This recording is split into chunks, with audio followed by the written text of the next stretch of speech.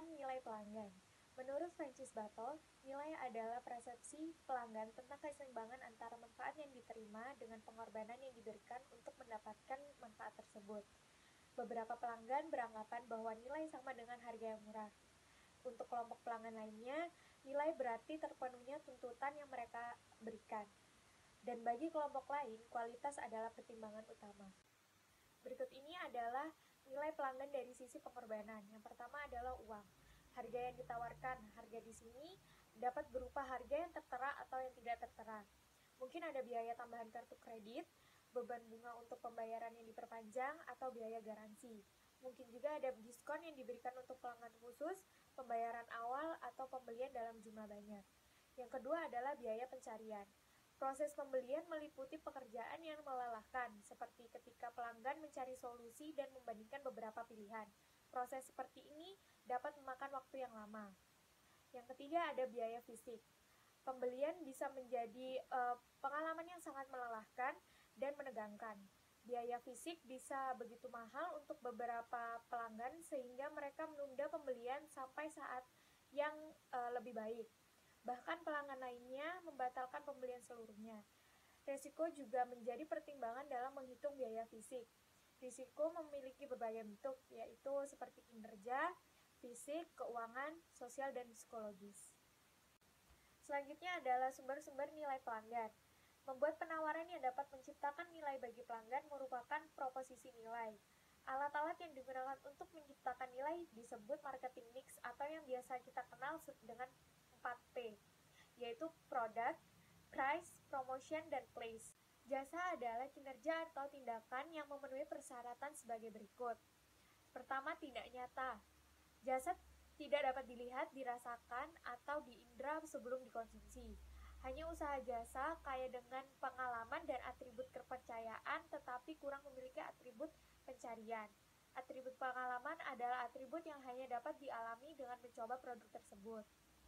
Yang kedua, tidak dapat dipisahkan.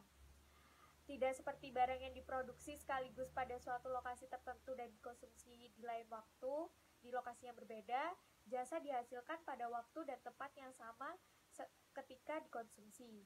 Yang ketiga yaitu heterogen. Tidak seperti barang yang dapat diproduksi ulang secara mekanis, dengan spesifikasi dan dengan batasan pasti, jasa tidak dapat diperlukan demikian. Banyak jasa, contohnya pada sektor jasa keuangan, semakin menjadi otomatis untuk mengurangi tingkat varian kualitas yang tidak layak terkait dengan interaksi manusia. Banyak pusat layanan pelanggan saat ini membuat naskah tentang interaksi mereka dengan pelanggan untuk menghindari pengalaman yang kurang baik pada pihak konsumen. Yang terakhir adalah mudah hilang. Jasa tidak dapat disimpan sebagai inventaris untuk dijual di kemudian hari. Selanjutnya adalah kustomisasi. Customer Relationship Management bertujuan membangun hubungan yang selain menguntungkan dengan pelanggan, baik pada level segmen dan level individu. Sebuah pendekatan fundamental untuk mencapai tujuan itu harus menyesuaikan proporsi nilai dalam menarik perhatian dan mendapatkan pelanggan potensial. CRM bertujuan untuk menyelaraskan tawaran terhadap permintaan pelanggan. Kustomisasi berdampak terhadap biaya dan pendapatan. Kustomisasi dapat dipahami secara strategis karena menghasilkan kelebihan kompetitif dan menarik perhatian pelanggan, tetapi perlu pencadangan yang serius disebabkan oleh biaya kustomisasi. Hakikatnya, nilai ditemukan dalam penerapan solusi secara konseptual terhadap permasalahan pelanggan. Sebuah solusi dianggap bernilai bila berfungsi dalam suatu konteks, tetapi bila solusi tersebut tidak berfungsi, maka dianggap tidak memiliki nilai. Ya, topik selanjutnya adalah nilai dari produk. Banyak kenyataan di lapangan ditemukan bahwa perusahaan yang telah menghasilkan produk tetapi pelanggan tidak membeli produk tersebut. Produk yang menawarkan solusi terbaik bagi suatu permasalahan akan menciptakan nilai lebih bagi pelanggan. Solusi yang baik adalah menyeimbangkan antara manfaat dan pengorbanan dari persamaan nilai yang dapat ditingkatkan pada sisi pelanggan. Kemudian, nilai pelanggan dapat diciptakan melalui yang pertama, inovasi produk, yang kedua, manfaat tambahan, yang ketiga, paket produk jasa, yang keempat, branding, yang kelima, sinergi produk. Nah, pada inovasi produk ini dapat menciptakan produk baru yang dapat meningkatkan persepsi nilai pelanggan. Di manfaat tambahan ini dapat dilakukan dengan memposisikan ulang produk tersebut pada segmen yang berbeda. Yang ketiga, pada paket produk jasa. Nah, pada paket produk jasa ini menawarkan kepada pelanggan paket barang atau jasa dengan satuan harga. Yang keempat, branding. Branding merupakan ciri khas produk dengan saingannya. Pada branding dapat menciptakan nilai bagi pelanggan dengan sejumlah cara pada sisi persamaan nilai biaya pencarian, biaya fisik, dan jaminan produk. Kemudian yang terakhir yaitu sinergi produk. Dengan menentukan sinergi antara produk dalam portofolio perusahaan. Berikutnya yaitu nilai dari jasa. Jasa adalah suatu kinerja atau tindakan yang dijalankan untuk pelanggan. Jasa merupakan bagian penting dari banyak posisi nilai perusahaan. Nah, pada nilai dari jasa ini terdapat dua hal penting yaitu kualitas. Yang pertama, kualitas pelayanan. Nah, pada kualitas layanan ini terdapat dua perspektif utama untuk memenuhi cara penanganan kualitas pelayanan.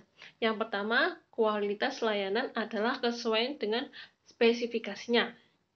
Nah, di dalam lingkungan jasa, sesuai dengan spesifikasinya, bisa berarti menerbitkan invoice yang bebas kesalahan, pengiriman secara tepat waktu, secara lengkap dengan sesuai dengan yang dijanjikan kepada pelanggan, dan memberikan tanggapan awal terhadap keluhan pelanggan dalam jangka waktu 24 jam. Yang kedua yaitu kualitas adalah kepatuhan dengan tujuannya. Dalam lingkungan jasa, kepatuhan dengan tujuan bisa berarti memungkinkan pelanggan untuk memilih saluran komunikasi yang disukai, misalnya telepon, email, atau layanan pos. Kemudian mempekerjakan staf hubungan pelanggan yang sangat empati dan tanggap, dan mengkustomisasi produk untuk layanan. Kemudian pada jaminan layanan. Jaminan layanan adalah janji secara nyata kepada pelanggan bahwa tingkat layanan tertentu akan diberikan. Jaminan dapat bersifat khusus dan umum. Ditinjau dari perspektif pelanggan, jaminan dapat menjadi cara yang efektif untuk mengurangi resiko sehingga dapat bermanfaat dan menambah nilai. Jaminan tersebut bersifat tanpa syarat. Dengan demikian, tidak harus membayar sehingga tidak ada risiko keuangan bagi pelanggan. Yang ketiga yaitu Service Level Agreement atau SLA. Kesepakatan tingkat layanan. Nah, tujuan dari ini yaitu menentukan tanggung jawab bersama baik dari pihak pelanggan maupun supplier terhadap layanan yang diberikan. SLA berlaku pada hubungan pelanggan internal maupun eksternal. Metrik yang digunakan untuk mengukur kinerja supplier terhadap kepatuhan terhadap standar layanan SLA adalah ketersediaan, reliabilitas, daya tanggap, dan kepuasan pengguna. Ketersediaan itu terdapat persentase waktu ketersediaan layanan selama periode yang telah disepakati. Kemudian pada reliabilitas terdapat persentase waktu layanan tersebut ditarik kembali mengalami kegagalan dalam suatu periode. Nah, pada daya tanggap terdapat kecepatan pemenuhan layanan yang dibutuhkan dapat diukur dengan menggunakan waktu perputaran atau siklus. Yang keempat yaitu kepuasan penggunaan dapat diukur pada saat layanan diberikan atau secara periodik di sepanjang periode layanan yang telah disepakati. Kemudian program pemulihan layanan. Pada program pemulihan layanan ini mencakup semua tindakan yang dilakukan perusahaan jika ada suatu kegagalan layanan. Hasil penelitian menunjukkan bahwa ketika perusahaan menyelesaikan permasalahan dengan cepat dan efektif, maka akan ada konsekuensi positif terhadap kepuasan pelanggan dan kepuasan pelanggan. Topik yang keenam yaitu nilai dari proses. Pada pembahasan sebelumnya telah dijelaskan bahwa terdapat beberapa proses yang membantu menciptakan nilai terhadap pelanggan, yaitu proses manajemen kualitas layanan dan proses pemulihan pelayanan. Nah, di sini terdapat manajemen keluhan. Pelanggan sering mengeluh ketika mengalami salah satu beberapa kondisi yang akan saya sebutkan. Misalkan harapan dari pelanggan kurang terpenuhi sehingga sampai satu titik di luar batas toleransi, atau mereka telah merasakan bahwa mereka telah diperlakukan secara tidak adil. Pelanggan juga memiliki batas toleransi untuk kinerja layanan dan produk. Toleransi akan lebih ketat untuk produk dan atribut yang lebih penting. Nah, pada proses manajemen keluhan hendaknya memungkinkan perusahaan untuk menangkap keluhan pelanggan sebelum mereka menyebarkan berita buruk dari mulut ke mulut atau berpindah ke tempat lain. Apalagi jika pelanggan menyebarkan berita buruk melalui sosial media yang amat mudah tersebarkan. Kemudian,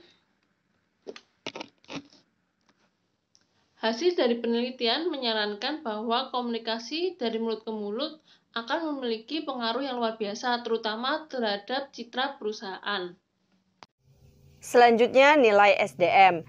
Banyak perusahaan yang mengeklaim bahwa SDM merupakan pembeda kunci dari para pesaingnya dan menjadi sumber dari nilai pelanggan tersebut. Hal ini dikhususkan yang berlaku pada layanan seperti konseling, konsultasi, dan bahkan pelatihan dengan orang sebagai produknya. Beberapa penting yang perlu diisi supaya strategi CRM ini berfungsi dengan baik dan berjalan dengan baik, yaitu dengan peran hubungan dengan pelanggan, seperti mayoritas peran back office. Orang yang memiliki profil SQA atau skill, knowledge, dan attitude yang perlu direkrut, dikembangkan, dan dipertahankan untuk mengisi posisi tersebut. Yang pertama, back office, pengumpulan data, integrator, sistem, dan manajer promosi. Yang kedua, front office, yaitu perwakilan penjualan, key account manager, dan agen layanan pelanggan. Semua peran tersebut harus memiliki deskripsi kerja yang cermat untuk menentukan tujuan, tanggung jawab, susunan laporan, dan indikator kinerja dari peran-peran tersebut. Selanjutnya ada nilai dari bukti fisik. Beberapa perusahaan menciptakan nilai untuk pelanggan dengan mengelola bukti fisiknya. Hal itu sangat penting untuk industri jasa yang bersifat tidak nyata dominan. Bukti fisik dapat didefinisikan sebagai fasilitas, perlengkapan, dan bahan-bahan yang tidak nyata atau dominan yang digunakan perusahaan untuk menyampaikan nilai kepada pelanggan. Bukti fisik tersebut bangunan perusahaan dan lingkungan eksternal dan internalnya, materi cetakan, website, seragam perusahaan, dan bahkan kendaraan perusahaan. Selanjutnya ada nilai dari komunikasi pelanggan. Pada saat ini perusahaan mampu menciptakan nilai pelanggan dari strategi komunikasi yang mustahil dilakukan dari tahun ke tahun terdahulu. Perusahaan mulai berpikir tentang bagaimana membangun komunikasi secara multilateral seperti pelanggan dengan perusahaan, perusahaan dengan pelanggan, dan bahkan pelanggan dengan pelanggan. Pelanggan saat ini berkomunikasi dengan perusahaan lewat email, website, telepon, ruang chat, pusat hubungan atau call center, dan sebagainya.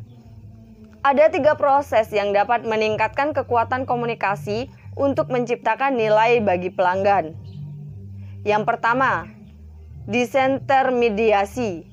Saat ini perkembangan teknologi baru telah membawa pada kemunculan banyak alat komunikasi yang bersifat direct to customer atau langsung ke pelanggan, termasuk email, direct mail, dan telepon seluler. Perusahaan ini mampu memberikan pesan secara langsung kepada pelanggan. Selanjutnya yang kedua, personalia. Database berkualitas dan saluran DTC secara bersama-sama memungkinkan perusahaan untuk menyesuaikan tawaran dan komunikasi dengan setiap pelanggan. Hal itu disebut Pampers dan Rogers sebagai one-to-one marketing. Data pencatatan pembelian untuk membangun atau membuat penawaran yang dipenuhi dengan tingkat tanggapan dan tingkat konversi yang lebih tinggi daripada surat menyurat secara konvensional. Dan yang terakhir, interaktif. Teknologi interaktif yang telah ada sejak kemunculan pesawat telepon, baru-baru ini tingkat internet telah memberikan perubahan yang revolusioner terhadap ruang lingkup interaktivitas lewat dua teknologi utama, yaitu email dan World Wide Web. Untuk menciptakan nilai bagi pelanggan dari strategi komunikasi, perlu memahami dan mengadaptasi perilaku pembelian pelanggan. Harus mengetahui siapa yang terlibat dalam keputusan pelanggan, informasi apa yang mereka diperlukan, dan di mana mereka ingin dan berharap untuk mendapatkan informasi tersebut. Proses pembelian dapat berlangsung sangat lama. Selanjutnya, nilai dari saluran. Tugas tradisional dari fungsi distribusi yakni memberikan utilitas waktu dan tempat kepada pelanggan. Artinya, perusahaan berusaha memberikan produk dan jasa kepada pelanggan sesuai dengan keinginan pelanggan. Perusahaan barang konsumsi biasanya membangun saluran dengan memanfaatkan perantara, seperti pedagang grosir dan juga retailer. Sedangkan untuk perusahaan bisnis dengan bisnis atau B2B, seringkali menjual secara langsung atau menggunakan distributor industri. Dan lokasi yang dipilih penyedia layanan dapat sangat strategis ataupun tidak sesuai dengan kriteria nilai pelanggan. Sebagai contoh, pelanggan dari pedagang bahan pangan menginginkan lokasi yang mudah dijangkau, tetapi tidak demikian dengan layanan telekomunikasi. Selanjutnya, pengalaman pelanggan. Perusahaan semakin menjadi tertarik dengan pengelolaan dan peningkatan pengalaman pelanggan. Ide tentang pengalaman pelanggan ini berasal dari karya Pine dan Gilmore. Mereka menyatakan bahwa perekonomian yang maju telah bergeser melalui 4 tahapan perkembangan ekonomi, yaitu ekstraksi komoditas, pembuatan barang, penyampaian jasa, dan sekarang peningkatan pengalaman. Pengalaman pelanggan merupakan pendorong utama komunikasi dari mulut ke mulut. Meningkatkan pengalaman pelanggan dapat memberikan 2 manfaat, yaitu mengurangi komunikasi dari mulut ke mulut yang negatif, serta meningkatkan komunikasi dari mulut ke mulut yang positif. Untuk meningkatkan pengalaman pelanggan, pertama-tama perlu memahami secara detail pengalaman pelanggan tersebut. Kemudian perusahaan harus memiliki sejumlah alat untuk menambah wawasan tentang pengalaman pelanggan. Studi kasus. Strategi CRM kepada nasabah yaitu melakukan open house gunanya untuk menarik nasabah agar dapat memperkenalkan produk-produk yang dikeluarkan oleh Bank BRI, seperti KPR pembelian rumah baru dan KPR pembelian rumah bekas atau second. Di situ mereka menjelaskan penawaran produknya kepada nasabah. Untuk mengetahui banyaknya identitas pelanggan di perusahaan, dapat dilihat dari data pengajuan KPR ketika bank melakukan promosi. Di situ dapat terlihat dari nasabah yang mengajukan kredit, tahap proses, ambil keputusan, dan angka kredit. Dan semua data akan dicatat oleh pihak bank. Untuk membedakan pelanggan yang loyal, ia akan di-top up lagi pinjamannya atau seperti diperpanjang lagi. Sedangkan pelanggan yang tidak loyal itu ketika melakukan proses KPR selama 20 tahun dan ternyata di tengah jalan nasabah tersebut berhenti sebelum jangka waktu yang ditentukan. Maka perusahaan akan men-take over nasabah tersebut kepada bank lain. Hello everybody, Caleb here with Remax and welcome to my virtual open house of 232 Auburn Glen Close in one of my favorite lake communities. We're just a few minute walk from the 52nd Street amenities, there's everything there. And right over here is my favorite off-leash dog park. So let's go take a look.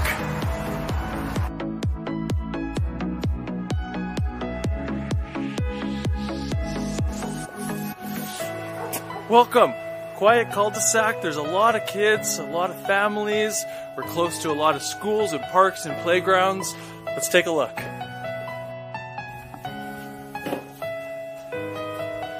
So the first thing that I always notice coming in here, the high ceilings, a lot of windows, we get a lot of natural light. Right off the front entrance, we have a half bath, motion sensor light here, and of course our attached garage. Now one unique thing about this garage is the owner has a truck, and so we built this about 25 feet deep to accommodate that. So all you truck owners, you can park in your garage. Love this luxury vinyl plank floors, open concept. This kitchen is really, really spectacular. Love the quartz counters and the contrast between the dark wood cabinetry, ceiling height obviously. Walk-in pantry, perfect for entertaining. You could have a lot of people here. You can have a big party. Not that there has been any parties in here. And it leads right outside to a newer deck, newer fence, pergola system. Great spot for a fire pit over there and a barbecue.